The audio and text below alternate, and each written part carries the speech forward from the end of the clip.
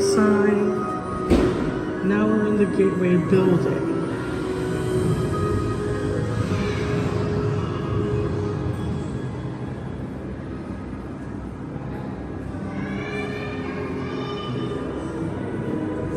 So the different planets, Saturn, satellite.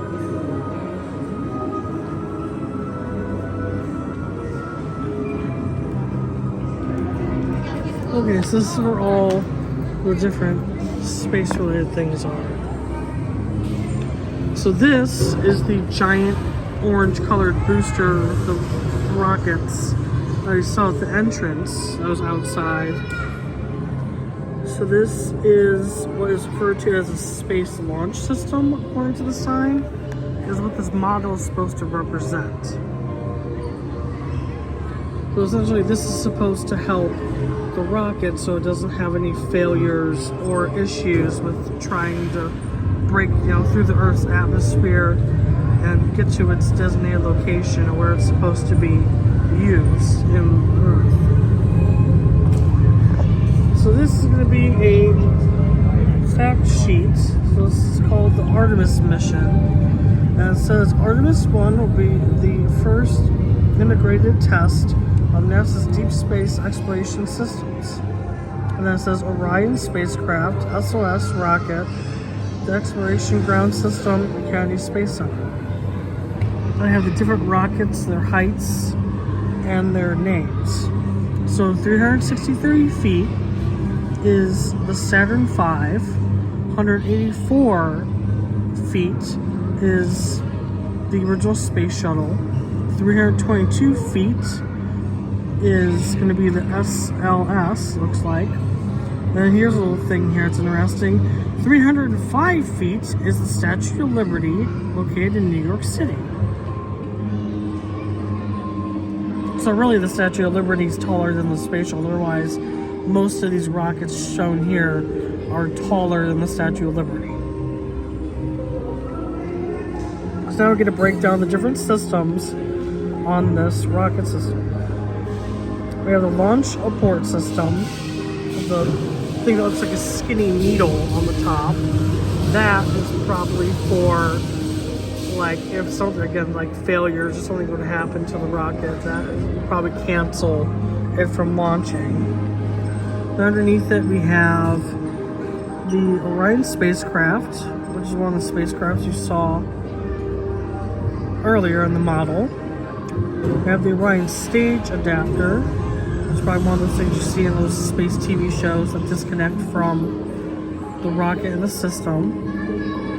And the interim cryogenic propulsion stage, again, another thing I would see in shows that disconnects from the main system when it enters space. In the middle, we have a core stage liquid fuel. So these booster-looking things attached to the rocket are what fuel the whole thing. Then at the very bottom, these are the boosters. Or these are the boosters, yeah. So the middle is the fuel supply. The boosters here on the very bottom. Solid rocket boosters.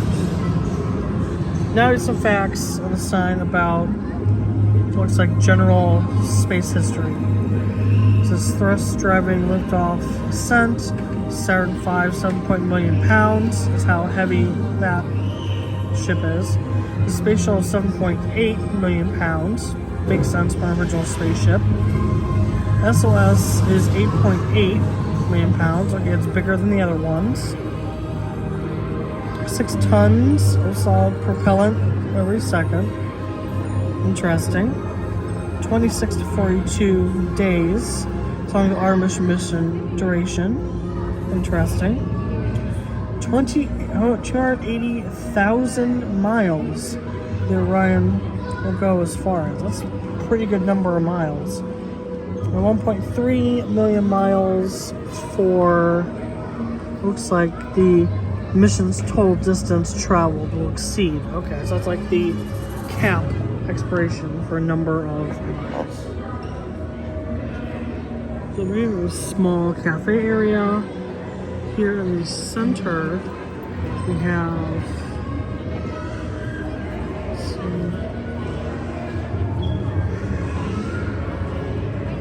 one of the old,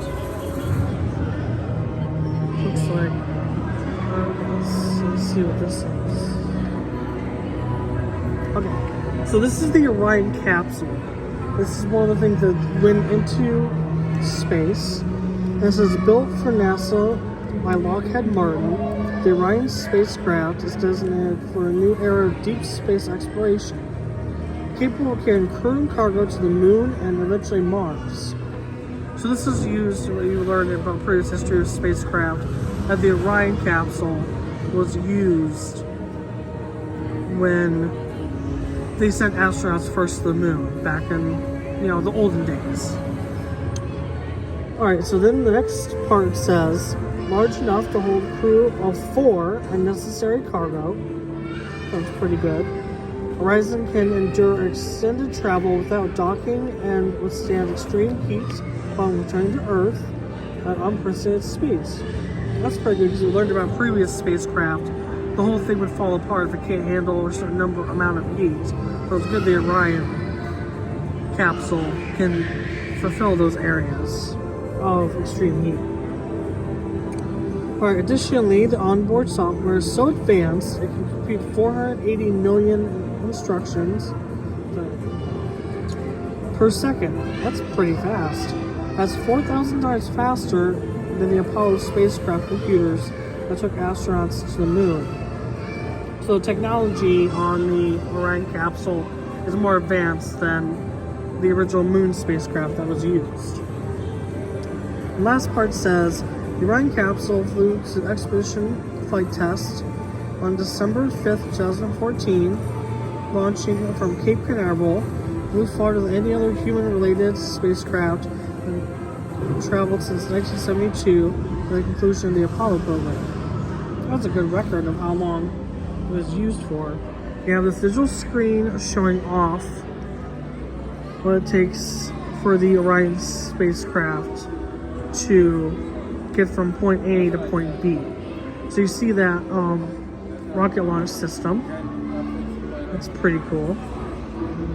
How it gets into the space. You see it burning off the fuel and launching out. It's pretty good.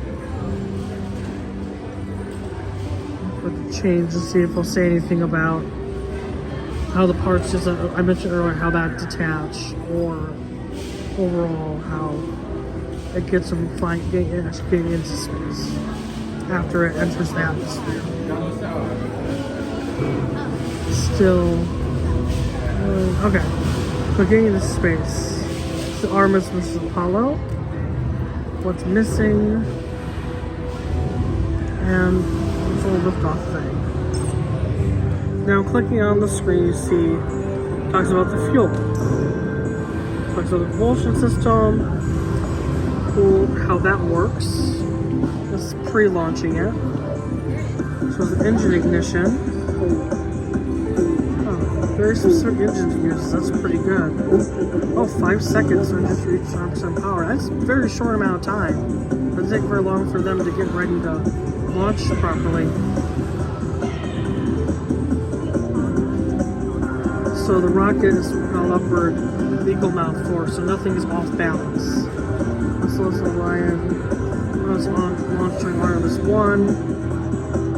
Which point? Okay, so now it's talking about the propulsion and how the boosters separate. Okay, once it has a clear space and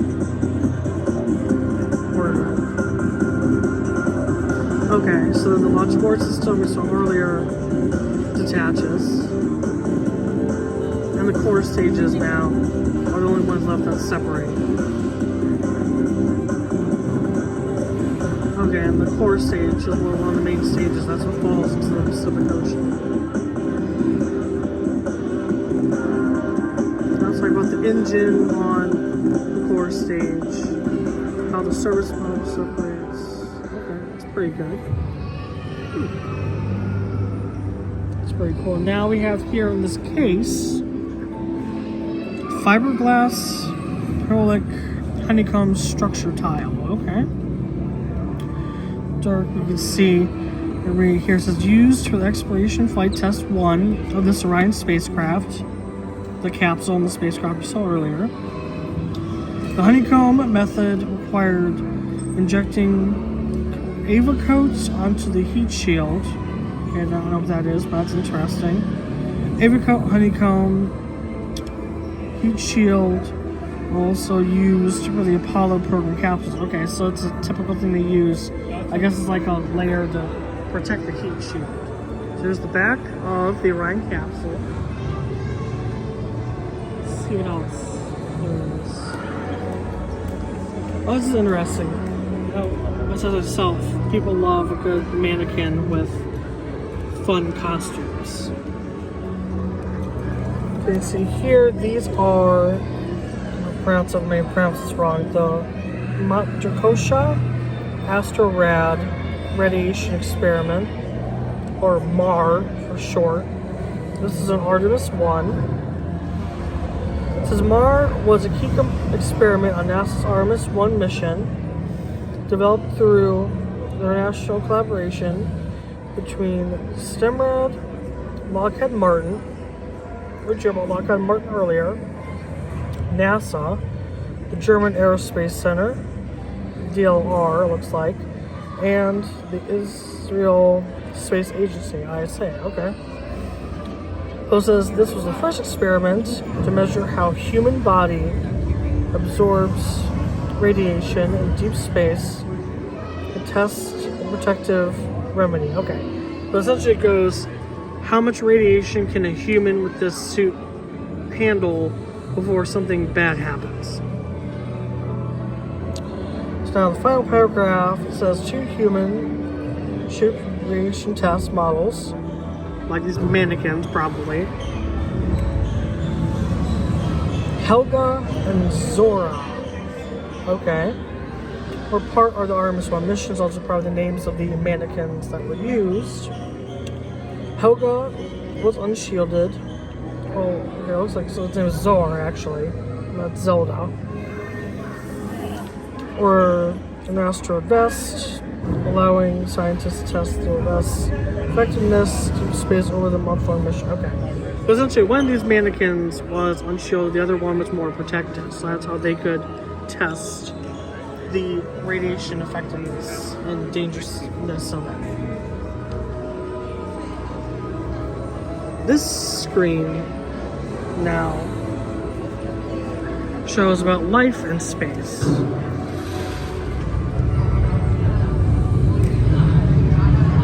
Let's see what else to say about that.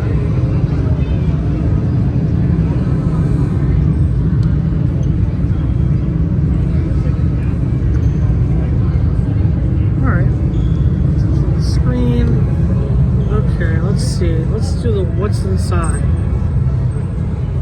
Okay, so it talks about now the Orion crew systems. This is cool.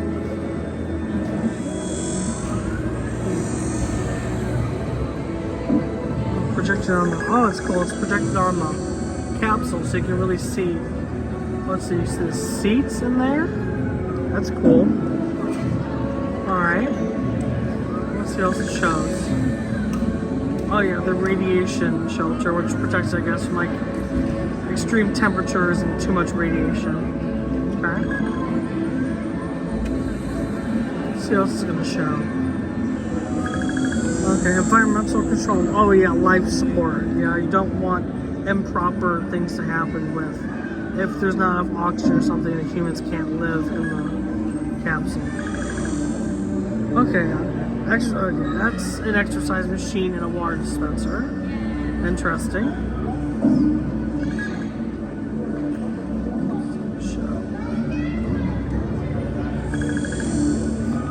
Yes, this astronaut bathroom, the lavatory. Makes sense.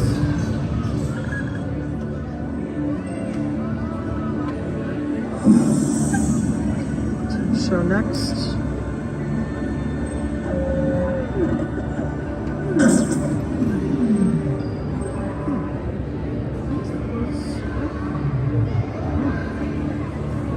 pretty good. It's a 3D thing. I see the thing with Lockheed Martin, their logo. Okay, on to the next thing. There's another view of the Orion capsule.